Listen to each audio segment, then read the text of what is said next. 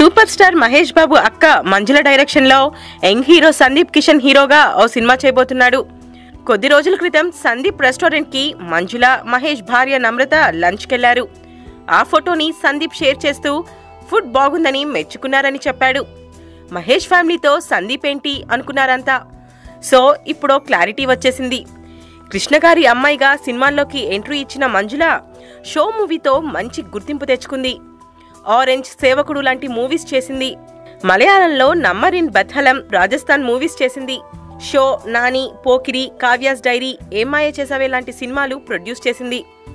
అప్పుడప్పుడు family functions లో తప్ప మరెక్కడా కనిపించడం లేదు.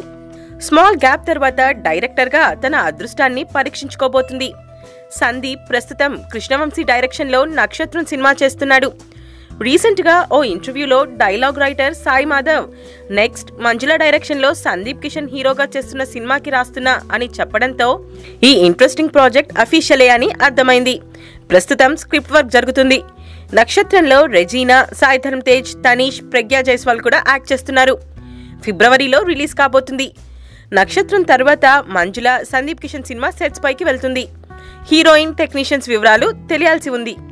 Please subscribe TFC Media channel for more information and latest current updates. Thank you. Do subscribe to TFC Media channel for more celebrity updates.